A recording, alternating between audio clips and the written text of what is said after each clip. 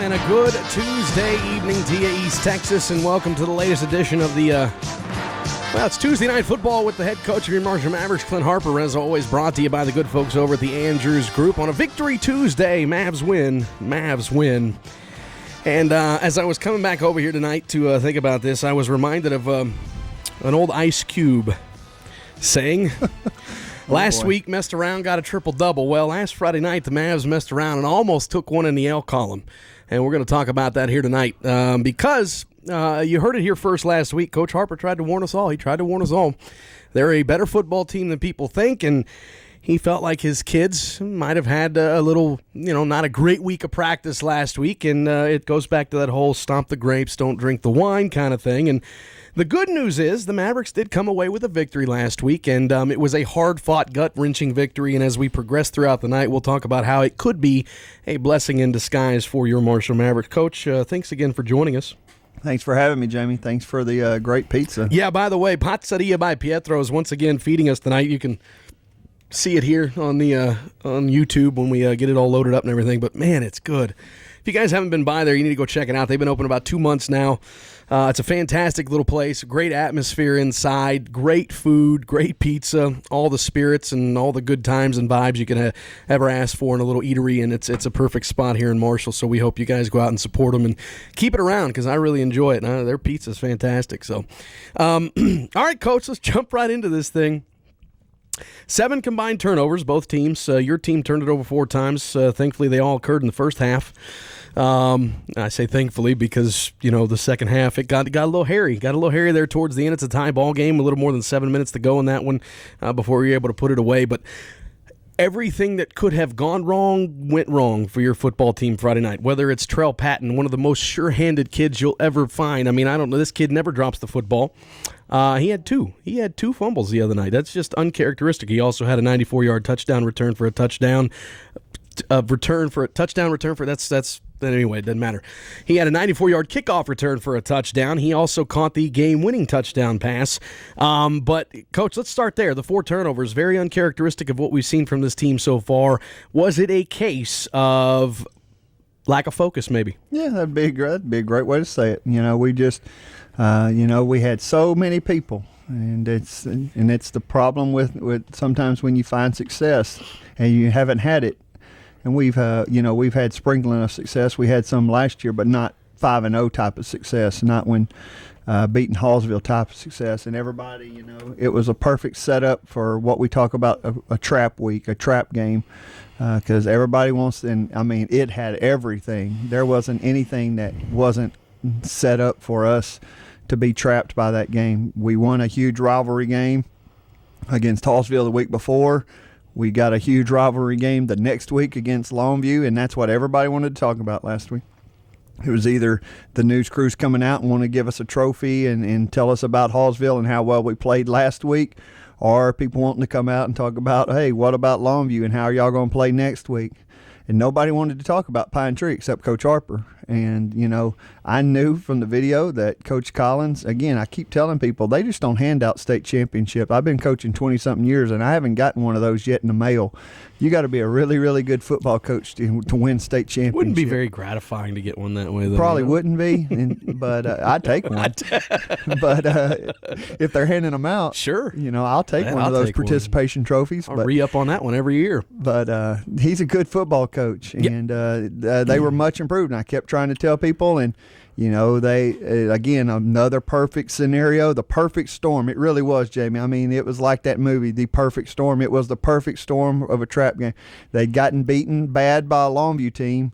That, again, I kind of tried to tell people, they moved the ball against Longview. Longview didn't just 3-and-out them the whole game. They had a lot of yards, but they had turnovers, and they had some unfortunate plays that went against them, and it kind of snowballed in the second half. But they were a good football team. And so you had all those things. I saw it, unfortunately, as I told you, I saw it coming down the line. I saw that had a real good possibility. I was hoping that we would get out there and play really, really well at first and get a lead, which, they went down and, they scored. They hit us with a trap play that they haven't shown all year. And got us coming up the field. Our aggressiveness they used it against us. hit a good play, well designed, well executed play, hit the long run, got down there, and then of course, and just like you said earlier, anything that could go wrong, we lose our starting wheel linebacker to a call that I'm never gonna question an official or say anything negative. It's to me, it was just too early to make that call in a football game.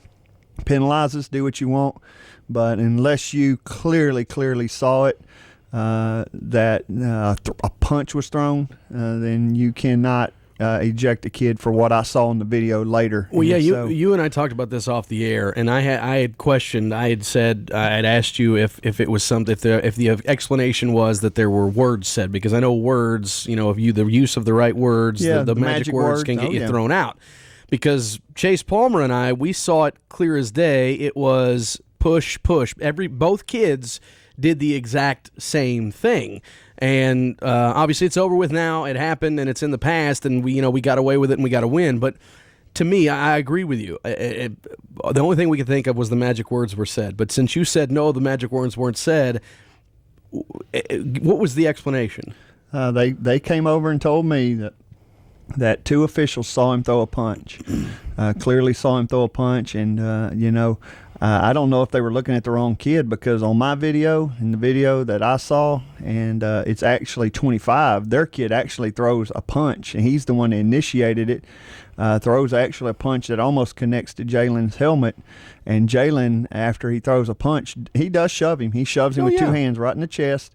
And if they would have given them both an unsportsmanlike conduct call, or, however they wanted to call it, but if you're going to eject my guy, the 25 surely should have been ejected, because he was actually the guy who threw the first punch. But again, it's just like I tell our kids all the time. Very rarely does the first guy ever get seen. It's usually always the second guy that gets caught. And that's what happened the other night. And, it's unfortunate that it happened, because, as we've talked about, that's a position that we're just not loaded with. We don't have a great amount of numbers in that linebacker position. We've got 4 linebackers right now, really 5 on the roster. And, we really play with a 3-man rotation right now with Sheldon Williams, DeAndre Osborne, and Jalen Mitchell. And so when you remove Jalen, now we've got a young one in Christian Lavera who's working really, really hard, and he's going to be ready, hopefully here maybe by the end of the season, definitely next year. But, right now we're playing with 3 guys that have got varsity experience, and when you take one of those guys out of the equation, we got very, very fortunate one of the other 2 guys didn't get injured. And so, like I said, I thought it was a little bit too early in the game, unless, you clearly see it, and obviously what they thought they saw, but it wasn't obviously clearly seen. It was seen the wrong way. But, it is what it is. Like you said, it was a perfect storm before the game, and then the first quarter, the storm just continued. And, we turned the ball over. We got 3 turnovers. You talk about the turnovers, and that's what I think about to the newspaper. There is no such thing as a good turnover. He turned it over. It doesn't matter. If you turn it over deep in the other team's territory, you're probably giving them easy points. And if you turn it over deep in your own territory, you're probably taking away points from yourself. And that's what we did the other night. That game realistically should have been, if we convert, we convert the balls that we've got inside the 30-yard line. I think we had the ball 3 times. Trail's first fumble inside the 5. Second fumble of Dabs inside the 20, and then we snap the ball through the kicker's hands, or snap the ball before the kicker's ready. Pass trail. That and we didn't execute down in the red zone right there. That's the first time, and I believe, and I look back at it this past week, I think that's the first time in my 3 years here that we haven't scored when we got the ball inside the 5-yard line out of our jumbo package, what we call our jumbo package. That doesn't happen. Not with Cameron Holler and the offensive line we've got, and A-Dub and the people we have down there. That's never happened. And we just didn't, we didn't execute. And that was just kind of went along with the rest of the night. We did not execute very well down there. They did a good job, had great effort, made some plays. And, it was just, like I said, it was a perfect storm of a trap game. Fortunately, though, and that's a sign, I've heard people say it before. I've heard Nick Saban. I've heard people, that are really, really good play those games against teams that, you probably should beat because you're more talented and you're a better football team, but it's a lot closer, and you let them hang around. but good teams find a way to win a football game, and that's what we did. We're a good football team, and it showed in the fourth quarter because when our defense had to have stops, they made stops. Yeah, no. And when the offense had to move the ball late in the game to put the game away and not give them the ball back, we ran the football, ran out the clock, and then we scored with 5 minutes left. So, in the end, the better team won, and I'm not ever going to apologize for winning a football game. And I'm not going to apologize for being a part of it, even though it was gut-wrenching to say the least. Coach, it's 14 and a half. And but first, before I head on, I don't want to take anything away from Pine Tree, their coaching staff, their kids. Their game plan was phenomenal.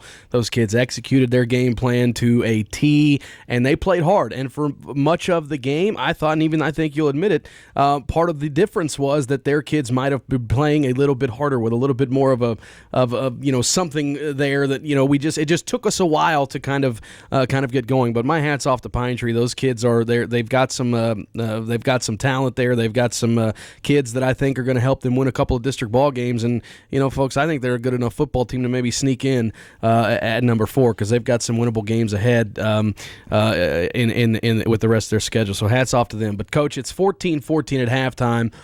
Obviously, you can't tell me everything. What was the message there in the locker room? What can be said on radio? I was just we had gotten to the point. And that happens when you're a better football team and you should be playing better. Sometimes you start getting into, well, gosh, this game's a lot tighter than it should be, and you start getting into almost a panic mode. And, guys start getting jittery. And so I didn't go in there and, I didn't scream and yell and because I didn't want to add to that, all right? And all I did was I walked in and I kind of, Aaron Rodgers to everybody. I said, hey, let's relax, all right? Everybody calm down. We're a better football team. We all know that in here. They know that over there. That's why they're excited. When you saw Pine Tree, they're high-fiving. It's 14-14 at halftime, and they're high-fiving, and you thought they'd won the Super Bowl. It's the exact opposite. Why? Because they know they're not as good as football team as we are. We're a better football team. So let's just relax, all right? Let's relax. And let's go out and handle our business, and that's what I told them. It would have been different if our 5 or 6 possessions, we'd have gone 3 and out and they were stoning us and we hadn't moved the ball and, we hadn't played very well offensively. They hadn't stopped us. The only team that stopped us was the team in white. And that's what the message was when I got in there, and that's basically what happened in the second half. And it was, even in the second half, the only team that stopped us was us. Even we drove the ball up and down the field. We had a couple of penalties that got us behind the chains. I had a couple of snaps that were high and threw off some timing of some plays. I want to ask you about that a little bit like later because there was some of that we thought was just it kind of like maybe got into the head. It's a little bit. It's a little bit. Anytime a center snaps one high, it's always the Chuck Knobloch. You worry about the Chuck Knobloch of simple things that you've been doing for 5 weeks, and all of a sudden the simplest thing. Yeah, the simplest things become very, very difficult. And so we're really, really working on that this week in practice, just to get it back to the way it was the first 4 weeks of the season. But that's again, it was just a perfect thing. Anything that could happen in the first half. Now he got better in the second half. We didn't have near the high snaps that we had the first half, but we had a few. The very first one of the game was really the only one we mishandled. The rest of them were high, but they weren't just really high bad. They weren't bad snaps. There's a difference between a high snap and a bad snap. Bad snap you can't handle. I mean, it shoots over your head or it rolls on the ground. A high snap is just ball that's up above your head, and it just It seemed to kind of throw off the timing. Well, it's a zone read offense. I mean, we have, your running back's waiting for it to hit his hands, and he's hitting in a certain hole, and he's hitting at a certain timing, and it just throws the timing off. That's what our zone read defense is predicated off of is the timing of reading that defensive end. And when that ball's high, now you're letting that defensive end get closer to your quarterback and your running back, and now that increases the speed of how quickly you got to make those decisions as a quarterback. And so I've been doing it a long, long time. As a zone read guy, I was one of the very first ones in high school to put it in. And I knew it when I saw it happening. Like you said, it got into his head a little bit. And that's why you don't ever yell at the center. You don't make a big issue of it because then it really will get in his head.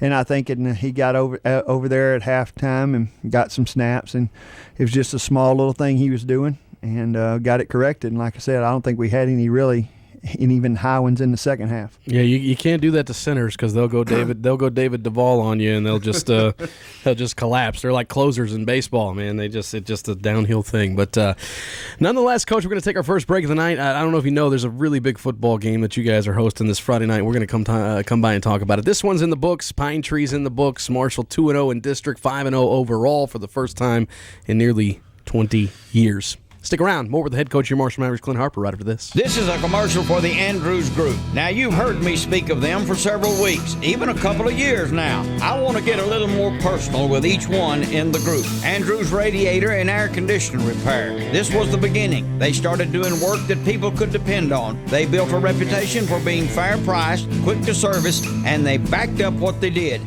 Andrews Radiator and AC Repairs keeps your engine and you cool, just around town or on the long haul. A good auto mechanic is as good to know as a doctor, and Jerry's Auto Repair has come to be known just that way. Knowledge to know what to look for, equipment to diagnose the problem, mechanics to get on it and stay on it and get it fixed, and you on the road. Jerry's Auto Repair is located on Highway 59 North, down the hill and across the highway from Summit United Methodist Church. One building holds both Andrews Radiator and AC Repair and Jerry's Auto Repair. Both proud to be members of the Brady and Dana Andrews Group. This weekend, the state's biggest football game takes place in Marshall, Texas this Friday night. It's the 105th meeting between the unbeaten Marshall Mavericks and the 4-1 Longview Lobos as a rivalry as big as the state of Texas renews itself this Friday night from Maverick Stadium. Kickoff comes your way at 7:30 on KMHT. Join me and Chase Palmer this Friday night for every exciting moment of the biggest game in Texas. For all things Marshall Maverick football, join me, Jamie Horton, and the head coach of your Marshall Mavericks, Clint Harper, every Tuesday night from 7 to 8 during the football season for Tuesday Night Football with the Coach. Brought to you by the Andrews Group. Listen live and hear it first as we break down and preview every week of exciting Marshall Maverick football. That's Tuesday Night Football with the Coach, brought to you by the Andrews Group.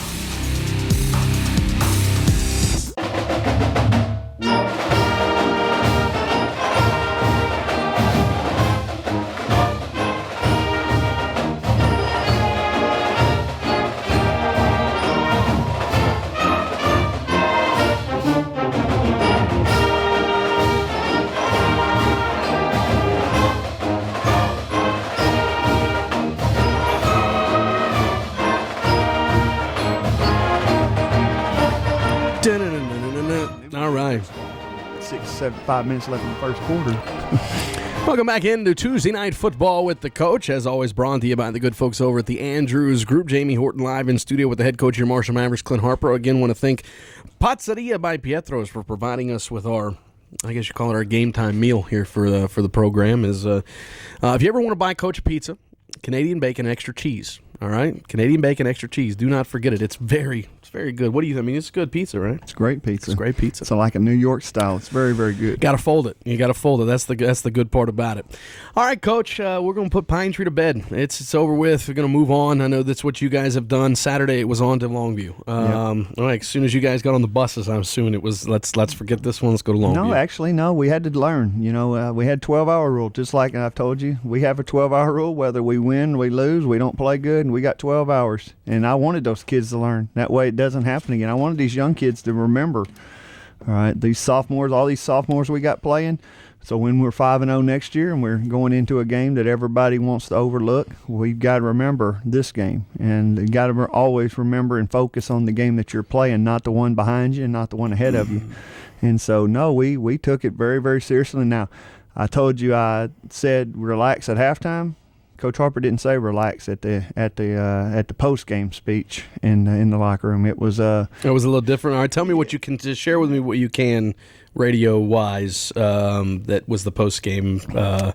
Or now that you don't have to worry about going out and winning a football game the rest of the night, you can you could say what was on your mind at halftime. Yeah, I just alluded to our poor practice last week.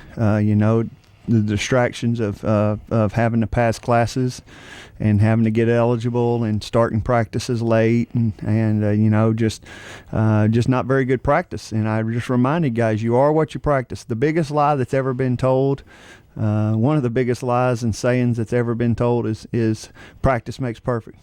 That's the biggest lie there ever was. Perfect practice makes perfect.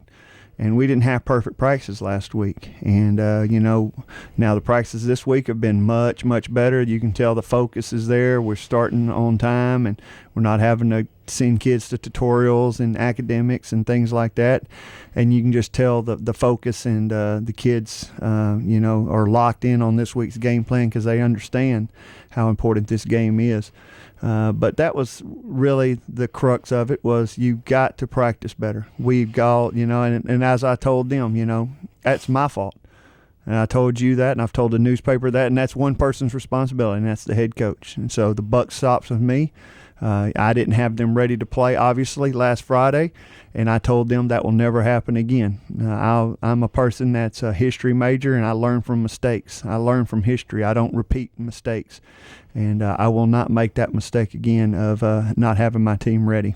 In all honesty, Coach, and tell me the truth here, internally, just between Coach Harper and Coach Harper's id, was Coach Harper kind of a little bit happy that what happened Friday happened, in the sense that this team had to struggle a little bit, that they had to face some adversity and had to understand that, even going out here and performing the way you do, a team like, that you expect to go out and beat can hang around, and if you let them hang around long enough, they build confidence, they build momentum, and then anything can happen at that point. I mean, they get down 28-14 in that second half, and they come roaring back and tie it up and then put the pressure right back on your team.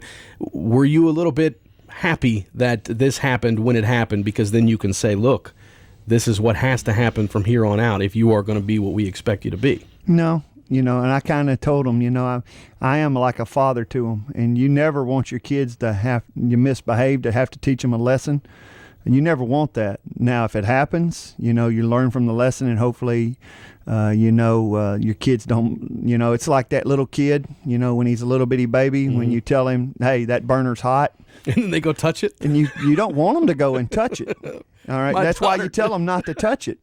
It's a perfect analogy. Yeah. You don't want them to have to learn the hard way that oven's hot or that stove's hot. So if you go and touch it, you're going to burn your hand. But you try to warn them, and you try to tell them. What's exactly what happened last week. Try to tell them, hey, that team's good. That stove's hot. That team's good. And then, they're not a cold team. They just, they didn't play well one Friday night. We didn't play well in Longview last year either. That didn't make us a bad team last year. Tried to warn them, tried to tell them. And, we stuck our hand on that, after being told. We were like little kids. We had to stick our hand on that stove and find out. The difference is I'm to blame because I kept the stove on, and I'm the coach. I should have had our kids ready and a lot better prepared, no matter how many times you tell them. I've got to take the responsibility as the head coach, and you can tell them till you're blue in the face, which I did. But at some point, you've got to turn the stove off, because they're going to be kids, and they're going to reach up there and touch that stove. So we all hopefully learned a lesson. I learned a lesson as a head coach of how to do things better. Like I said, hopefully our young kids and our kids learn that, you can never overlook anybody. You can never look ahead, and you can never look behind. You got to stay focused and in the moment. It was funny you mentioned that, because that was the first thing. The only time my daughter, when she was a youngster, a little one, I would always tell her that same thing. Do not touch it, because she loved being in the kitchen when we cooked and stuff. And there was one time, and I'll keep it short, but I pulled a meatloaf out. And, you have the two hands on the meatloaf and the doors down of the oven, and she walks over there and just puts her hand right on the back of that door and then looks at you with these eyes like, ah. And that made me laugh, because I remember doing that with her, and that was the only time that she, really did something like that. You only had to do it once. I guess I'll say this, or ask it in this form. Is it or could it be, obviously we won't know until the rest of the week pans out, but a blessing in disguise, so to speak? I think it's going to be next year that now it could be this year. Obviously, we keep having success, and which we should, and we hope to, that you get a team maybe in the playoffs that, is, obviously you can't control the pairings in the playoffs, and you may get a team in the playoffs that may be 2-8, 3-7, who knows, 1-9. Heck, there was even a team last year that never won a game, 0-10. And everybody's telling you how you ought to beat those. That's what happened to Nacogdoches last year. You know, Nacogdoches was told by everybody in the sun, hey, you got to just show up over there at Pine Tree Stadium. Them old Marshall Mavericks, they ain't even going to give you guys a game. Even some of their kids came out on Facebook and said that, you know, that district. On TV. That district had prepared them, and we weren't even really a match for them. And, you know, so, you know, it is what it is. That's what you got to learn in life, that you've got to take everybody serious, because the game of football, you know, it is a team game, and anything can happen any given Friday, any given Sunday. You see it all the time on Sunday afternoons. It's the same thing in high school sports. Because every kid puts his pants on one leg at a time, just like everybody else. And if you don't think you can be beat and you don't take the team serious that you're about to play, it'll be a real long Friday night for you. And you may get out of there, but and you may survive and win. And that's what we did. And like I said, we did it. I'm not going to apologize. We're still 2-0, but hopefully we learned our lesson. Coach, district champions aren't crowned the second week of October. That doesn't really ever happen that way. But the winner of this game is Friday night between Marshall and Longview is sitting really, really well. Obviously, other than that, it would be Texas High, who's in whoever's left after Friday night. Is this in some ways a bit of a de facto district championship type of game? And do you maybe even kind of approach it that way and forget that it's Longview and say, look, we've got a chance right now, if nothing else, to put ourselves a week away from clinching a playoff spot? Yeah, we've talked about it. Obviously, we know. I mean, you'd have to be. We're not going to stick. I mean, these kids are smart kids. They read the internet. They know everybody's they know standings. They know. I mean, you can't fool a kid nowadays. They know. They're all over our East Texas Sports Beat page on Facebook. Oh, no doubt. They know one team on Friday night at 11 o'clock is going to be 3-0, and it's going to be sitting real pretty in district, and really have a leg up on the team that loses. And, you know, obviously I think it probably now Mount Pleasant's playing really, really good. And there's 4 teams that are 2-0, and there's 4 teams that are 0-2. Obviously, the teams that are 0-2 probably not going to win a district championship. The 4 teams that are still 2-0, I think there's 4 teams that legitimately have a shot at a district championship. And one of those teams, or 2 of those teams, are playing each other this week.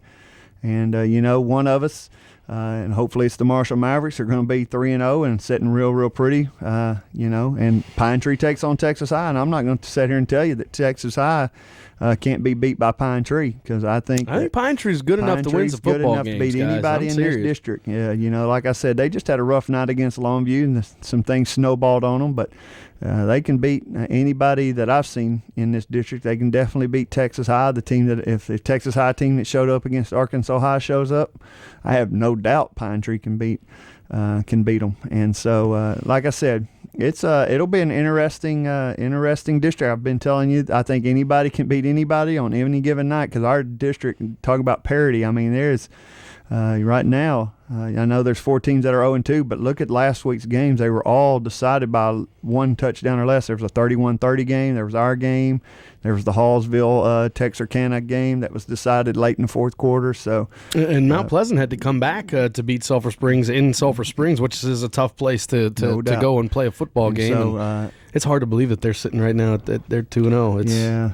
It's Mount Pleasant. Like I said, he's a good coach. Coach Homer's a really, really good football coach. Comes from a winning tradition. Played there. He's a hometown guy, just like me, and he knows how to get people. He was there when they were really good, and I'm sure he's got those kids believing. About like my second year there, and they've got a great little running back from what I hear. I haven't seen him yet on video, but I hear he's playing outstanding.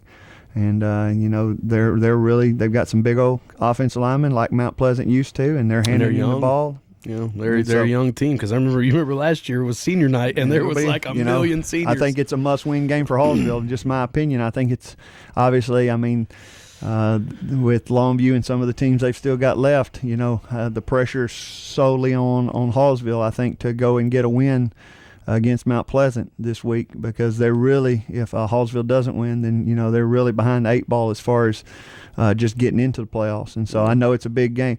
And you talk about last week, Jamie, here's the difference. I don't think that their kids played harder.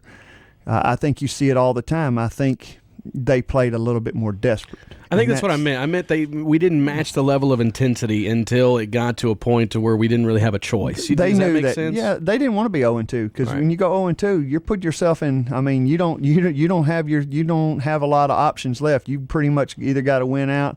You don't give yourself a lot of leeway.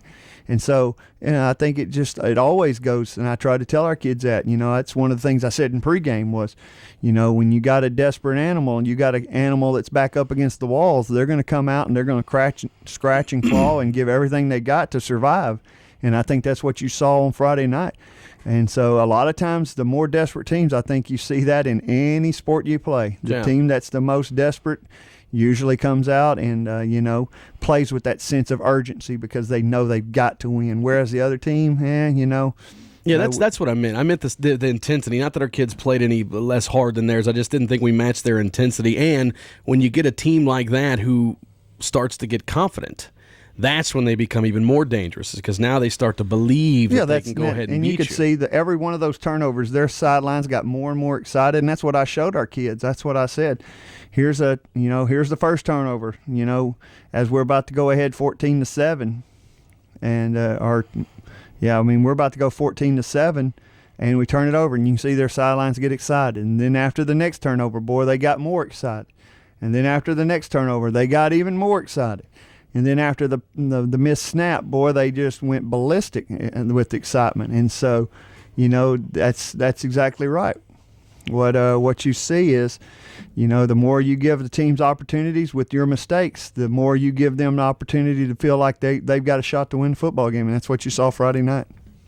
Head coach Clint Harper, as we discuss Marshall Maverick football on a Tuesday night, a Victory Tuesday. Tuesday Night Football with the coach, as always, brought to you by the wonderful folks at the Andrews Group. We're going to take a break, step aside, and on the other side, we're going to keep talking about this Friday night, the 105th meeting between the Marshall Mavericks and the Longview Lobos. Stay tuned. Hi, folks. Give me 60 seconds. When you think of insurance, what agency comes to mind? Kind of an old-fashioned way to start a commercial, but hey, old-fashioned still works, and your agency should work for you because you want quality. That's it, quality. Quality insurance.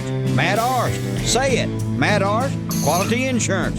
Auto, home, commercial policies, not just auto and pickups, but RVs, motorcycles, ATVs, major companies. Matt is independent. Match you up to meet your needs. Quality Insurance. Located on Grand Avenue next to Quality Auto. Matt Arst, agent. He will work hard the old-fashioned way for you and your needs. Quality represents the insurance lines you know, maybe some you don't. Call 903-938-4026 or go online at qualityinsurancemarshall.com. That's Matt Arst, Quality Insurance, a part of the Brady and Dana Andrews Group. This is your home for Dallas Cowboys football. We got work to do, guys. 2015. Goal line. Throw up the X. Where we fight. Handoff, McFadden around the Escobar block. And we do. Watch the dog. Touchdown, Cowboys. All season. Sunday afternoon, it's your Cowboys and the New England Patriots. Live from AT&T Stadium on this Dallas Cowboys radio network station. 103.9 FM in Marshall, your home for Dallas Cowboys football. This weekend, the state's biggest football game takes place in Marshall, Texas this Friday night. It's the 105th meeting between the unbeaten Marshall Mavericks and the 4-1 Longview Lobos as a rivalry as big as the state of Texas renews itself this Friday night from Maverick Stadium. Kickoff comes your way at 7:30 on KMHT. Join me and Chase Palmer this Friday night for every exciting moment of the biggest game in Texas.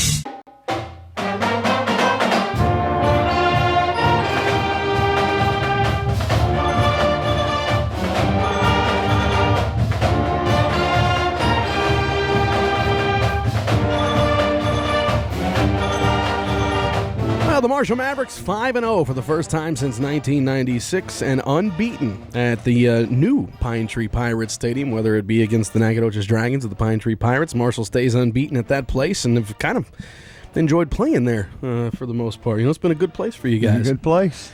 But last Friday night got a little squirrely, got a little hairy, but nonetheless, you got a W. Put one in the win column, and I've always been told that a win is a win is a win. A win is a win. Whether it's 1 or 45, it still goes in the W column. It still goes in the W column, and then you can move on, try and go get another one. And that's what we're going to talk about, Coach. I mean, look, it's this is a Longview team that it hadn't been a rivalry for a long time in the sense that these teams haven't, the hype may be there. Sometimes Marshall has had good football teams in the last 15 years, but none of those football teams have been able to beat Longview. Last time it happened, year 2000, double overtime at Longview. Coach, talk about that as far as trying to make this a game again to where not only does it matter, for both teams in a very big way, but that it is a competitive, hard-fought football game to where it takes on the role of that rivalry, no love lost kind of thing. When I played here, that was, we played and really starting. It was kind of like that from '86.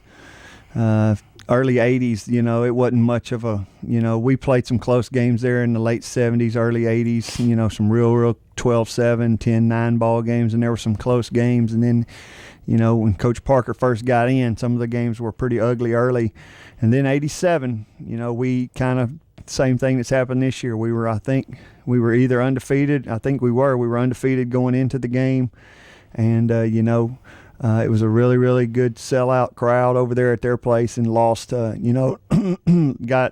some plays that went against us and lost a pretty close game. And then 88, 89, 90, obviously Marshall kind of was on the right end and kind of dominated those games. And then in my time in 91, 92, 93, and 94, all of them were great games, all sellouts, every one of them. Last game, I wish we could get it back this way, but it just doesn't work out a lot of times because you draw for seedings and placings in district. I wish we could get it back to the last game of the season. That's the way it always used to be. That's the way I wish we could get it back to now. But that's the way it used to be, and I remember every one of those games. The last game of the season, district championship on the line. It happened. It happened in 92, 93, and 94. I know for certain those 3 years. It happened the 2 years I played in 92 and 93. It was the last game of the season.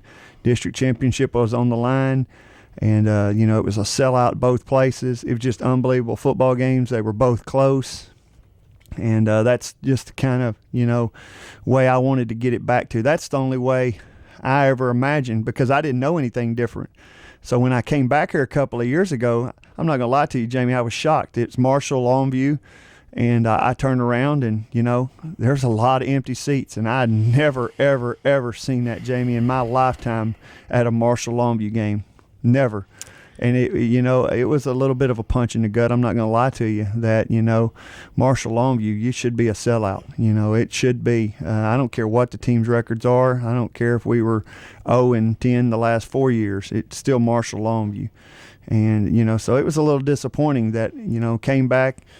But that from then on, that was one of my goals was, hey, we're going to get to where this thing's a sellout like it used to be, where those kids can have the same experience I had of seeing 10, 12,000 people standing, on the back fence line because they couldn't get a ticket. That's what I want our kids to experience. And now, we're the biggest game in the state of Texas. Who would have thought 3 years ago when I came here that, we'd be able to say that Marshall Longview, because it sure wasn't 3 years ago when I rolled in here. It was just an ordinary, an ordinary football game that, in 2009 had gotten marred a little bit and I think lost a little bit of its luster. And hopefully, I think, I know we're going to get into more detail, but I think it's two very, very competitive football teams. I think that we've got some things that we can do that can give them some problems. Obviously, they do some things that are going to give you problems on defense just because of their physicality and the nature of the football and the type of football that they play. You don't see many teams that do it nowadays, so you really only get four days to prepare your kids for the kind of physical game that they're about to prepare and about to play in. And it's hard to do that sometimes because there's a thin line in your practice, because if you want to get that kind of physicality where people are seeing it before Friday night, well, that means you're about to have to put your starters out there, your offensive guys that can give your defense a look, and you're about to wail on each other for 3 straight days, from Monday, Tuesday, and Wednesday, and you're about to knock snot bubbles out of one another, and you're about to pull your guard and kick out a fullback and run power and run the veer. And, what kind of line? Because I sure don't want to lose one of my starting offensive linemen running a scout team. So, it's a great offense, and that's one of the things that it makes it very, very hard to prepare for is you want to play physical, and you have to be prepared to play physical, but you've also got to practice it and give them the defense that look that way come Friday night. It's not the first time that they're seeing it come Friday night at 7:30, because that's the biggest deal with Longview's offense is just how physical they are, and they've got great running backs, and they got big, huge offensive linemen that are extremely strong, and they can move, and they're athletic, and so they're just, there's a reason why that Coach King is 61-3 in the last 10 years in district football games, and that's 5A and 4A. That's just not our district. That's playing the DeSoto. Remember, they were in DeSoto's district for 2 to 4 years. I can't remember how long, but they beat DeSoto 61-3. That's pretty impressive. I'll take that. I think people in Marshall, and I think Coach King, unfortunately, I'm going to say this, and you can disagree with me, Lobo fans, but I think Lobo fans sometimes are a little spoiled because, yes, you've got a guy that's won at 61-3, and you want to complain about Coach King, and you want to talk about how he don't win the big one. I'm just telling you. So only one can win the big one. Well, I'm telling you, Jamie, and that's what people don't understand. Sometimes it's harder to win a district championship than it is a state championship, because you have to understand, in the state of Texas, not all regions are created equal. Right. There's people that are going to play in state championship football games that are in a certain region that don't play near the district. They don't play near the district or the playoff teams that Longview and the people that we play up here play. I can say it because I've been in that region. And, it's you may play 1 to 2 somewhat difficult playoff games the entire year. I mean, your entire 6-week run, you may play one difficult football game until you get to a state championship. Coach King not only won district championships, but he's taken on Region 1 and Region 2 every year. He's never gotten to go south, and he's never gotten to play anybody that wasn't an elite football team in the playoffs. And so, like I said, I have the ultimate respect for Coach King. I think he's an unbelievable football coach. And, sometimes I hear people talk in Longview, and I see things in the newspaper and on the internet and things like that about how, Coach King and his staff struggle to win the big one. Well, this one's a pretty big one. They've been big ones for the last 10 years in district, and he's 61-3.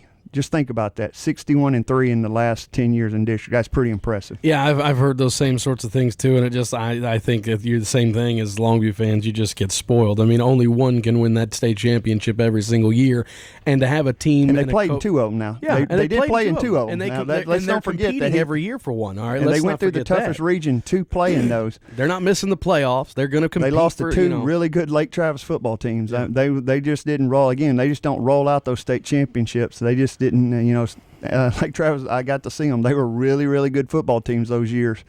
And, one of them I know was a very, very close football game. Could have gone either way.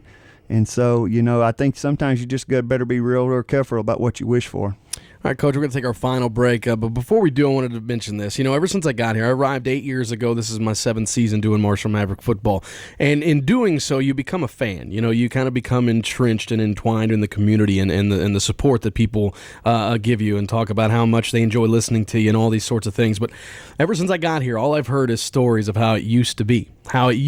Whether it be from Joe Martino, who's in his 35th year as a part of this Marshall Maverick program, whether it be Chase Palmer, who played for the 1990 state championship team and has been a Maverick fan. I mean, if you go to his office, he's got Maverick memorabilia from, whenever, since Jesus walked the earth. I mean, that's how long he's been a Maverick fan with all the everything. So all I've ever heard was these stories about how it used to be.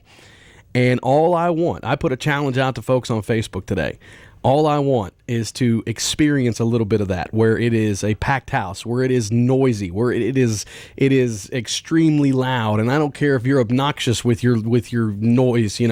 I want it to be that, and I want to experience that on Friday night. And these kids deserve it. These kids deserve you guys being there and supporting them, because the momentum that this town has, whether it be an overwhelming passing of a school bond this past summer, the leaf, I guess you could say, the worm is turning, so to speak. All right, this town has a lot of momentum. These kids have built something here that they're continuing to kind of grow, and I challenge you guys to be a part of this on Friday night. Not just Friday night, but for the rest of this football season and for what's to come.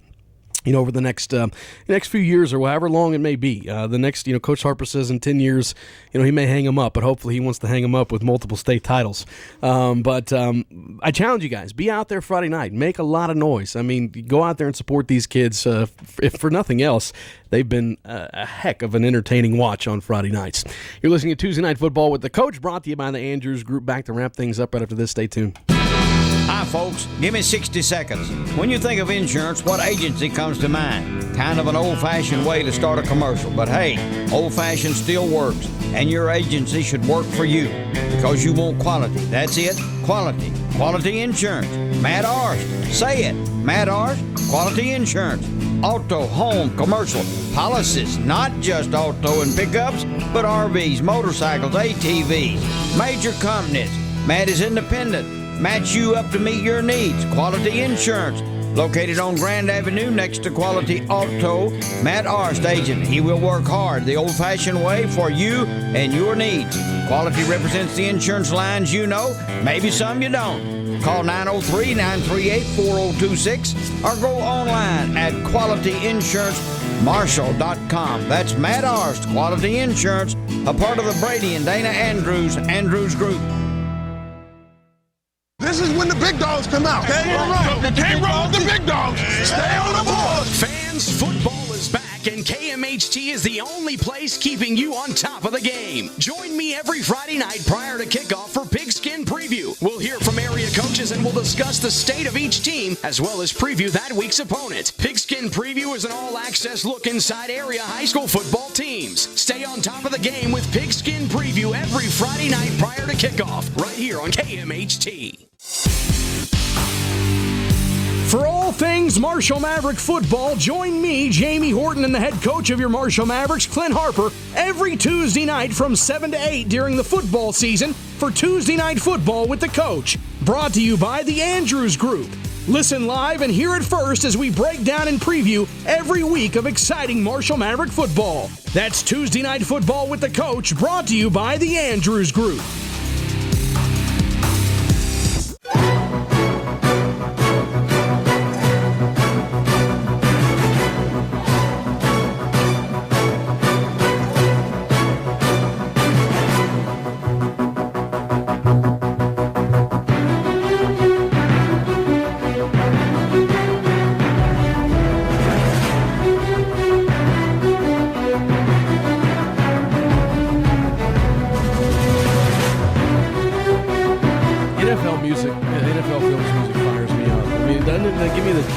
The Willies or I just remember them growing up.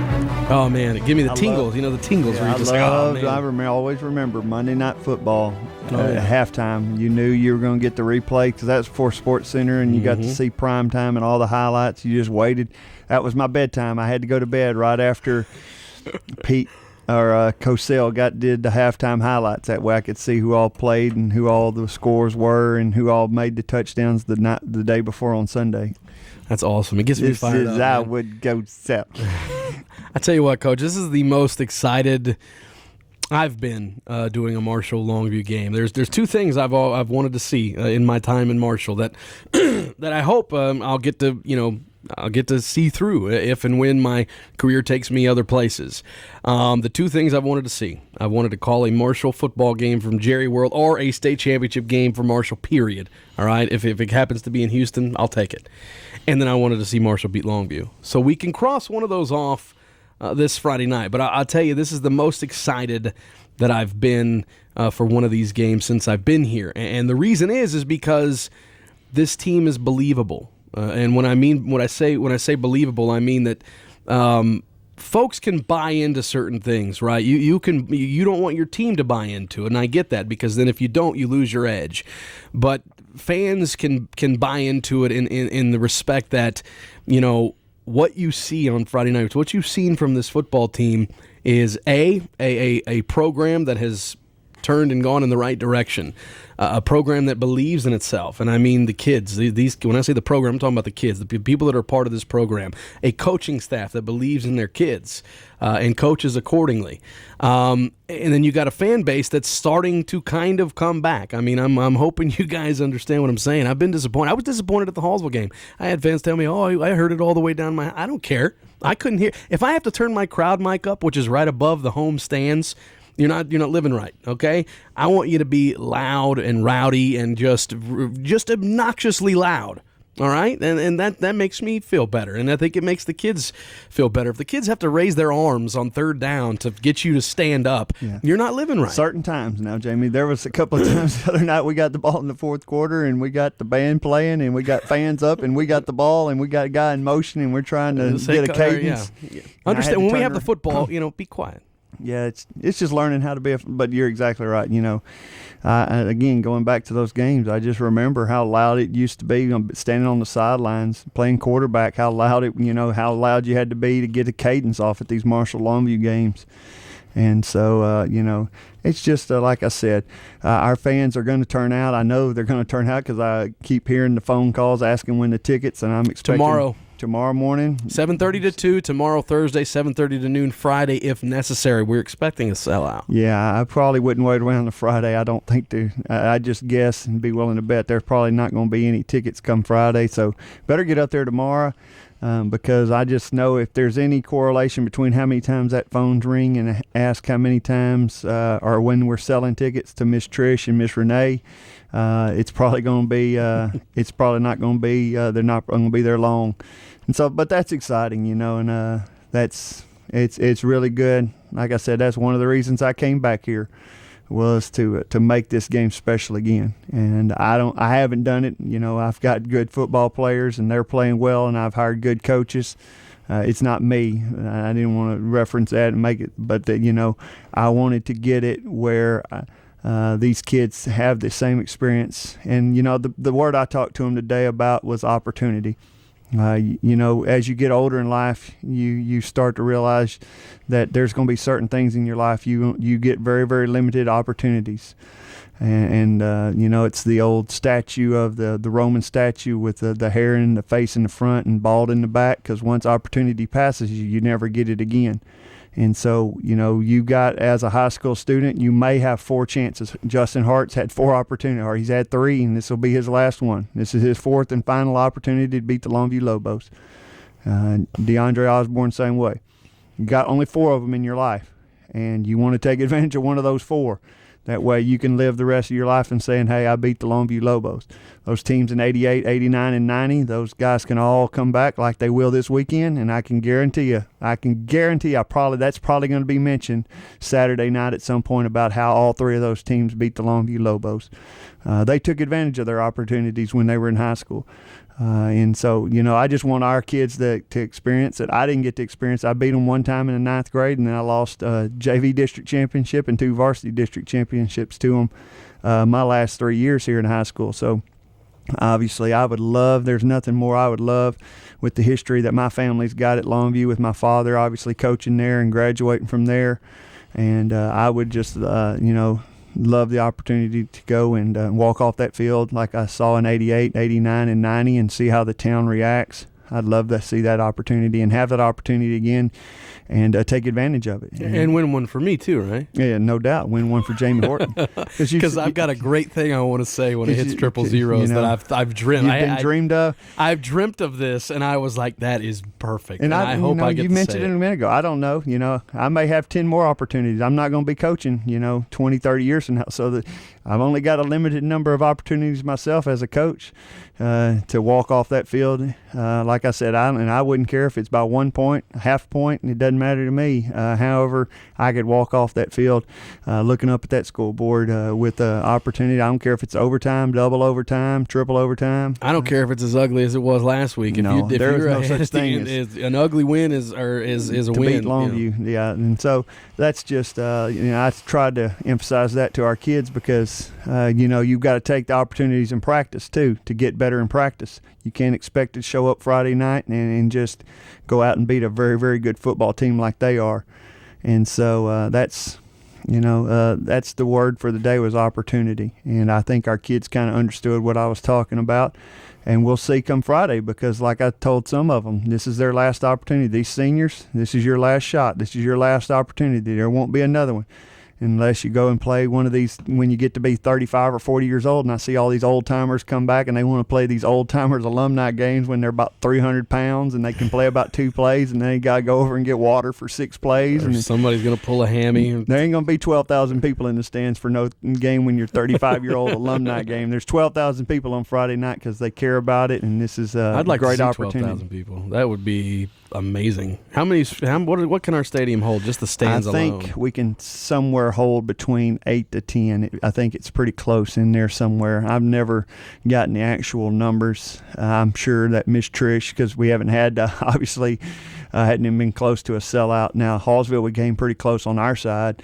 I was disappointed in the Hallsville turnout. I said that earlier. I called them out. That Hallsville fans didn't turn out in bunches more, considering how big a game it was. But we were only 150 away in the Hallsville game from a sellout on our side. So that's why I'm expecting it to definitely probably be a sellout on our side this game.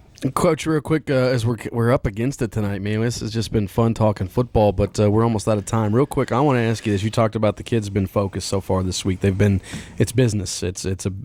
Because I'll say this, nobody cares you're 5-0. Nobody. No. Nobody's picking Marshall. Nobody respects you in this football game. What do these kids think about that? Well, the pressure's on them. Something to prove. Yeah, the pressure's on them. I mean, nobody gives us a chance to win a football game. That's just fine. That's just fine with us. Nobody gave us a chance to win last year in Nacogdoches. There's been a lot of nobody gave us a chance to win in Sulphur Springs. That's just fine. I love that nobody picks us. I want everybody to pick against us. All right, and because that just puts the pressure on them. They're expected to come over and beat us. And if they don't, they probably won't get back to Longview alive if they don't beat us. And so they may storm the locker room. Like I said, the guys with pitchforks. The guys lost 3 district games and they're wanting to talk about. Hey, I can't win the big one. So I can't imagine if he ever lost to Marshall what they would say about him. But so the pressure's definitely on them. And so we're going to go out and we're going to play our game, and we're going to, like you said, we're going to stay to business like we did really the first 4 weeks of the year. And hopefully come out and play with a business type atmosphere of, hey, this is a focus game for us with no pressure on it. We're going to go out and we're going to play relaxed. Why should we have any pressure on us? Nobody thinks we're going to win anyway. So, and that's the way we played 2 years ago. You saw it 2 years ago when we played them extremely close, and we played them here at home, and it was a very, very good football game. Our kids went out and just played carefree. They threw their bodies around. And, last year I thought we played tight because there were some expectations. Yep. And, I think some people actually thought, I know some people picked us last year to win. And I think some of those kids, that was a little bit, the expectations and them actually expecting them to beat Longview. That never had happened in a long, long time around here. And so I'm glad. Like I said, I hope everybody in the newspaper and everybody around the state picks Longview. I'm sure Harris and Padilla and everybody will. And that's just fine. Like I said, I love walking in with a little bit of a chip on my shoulder. I've done it against Sulphur Springs. We've done it against NAC, and our kids usually play better when that chip there's on that shoulder. There you heard it. Coach Clint Harper and his Marshall Mavericks, unbeaten for the first time since 1996, will put their unbeaten record on the line Friday night as they play host to the hated Longview Lobos. It's a rivalry that dates back 105 years. This will be the 105th meeting between these two historic programs. And again, I challenge each and every single one of you that can hear us tonight. Get there Friday. Make this an atmosphere that these kids, for one, will never forget. And number two, make it an atmosphere that those Longview Lobo kids playing on that field will never forget as well, because they hear you too. And if you can do anything that you can on third down to make it harder for them to hear cadences, signal call, whatever the case may be, make it difficult for Longview on Friday night to come down here and make you quiet. That's the idea. Don't get quiet unless you're forced to, I guess. I don't know. Unless you're asked to leave. If you get that obnoxious, then shame on you. I'm not asking you to go out and get thrown out of a football game. Don't be stupid. But have a good time, guys. This is it's a big time. It's a great time to be a Marshall Mavericks. So go out there and support these kids Friday night. Tickets go on sale tomorrow morning, 7:30 until 2 o'clock at the Y.A. Tittle Athletic Fieldhouse. 7:30 till 2 o'clock on Thursday at the Y.A. Tittle Athletic Fieldhouse. And if they are still available, they'll be sold from 7:30 a.m. until noon on Friday. But I would go ahead and encourage everybody to just go ahead and buy all those tickets tomorrow, because I know Miss Trish and Miss Renee are sick of you guys. All right? Quit blowing up their phones. You going to get your tickets. You want tickets? We'll get you some tickets. Make sure you sell them and buy them all. All right, guys? That'll do it for us. Our thanks to the Andrews Group, Pazzeria By Pietros, for providing us with a fantastic meal tonight. We'll get back with them again next Tuesday as well, and hopefully next week we'll be talking about the same sort of thing, which is your unbeaten coach, and it's time to talk about another football game. So we hope that is the case next Tuesday, and we certainly hope you guys tune in again, same time, same place, next week, the 13th of October, right here on 103.9 FM. And thanks to head coach Clint Harper and to all of you out there who were a part of this one tonight. We will go to Classic Country. The Astros and Yankees wildcard game is over on 1450 AM, 96.9 FM. Until next time, I'm Jamie Horton. Take care of yourselves, East Texas. Good night, and let's go Mavs.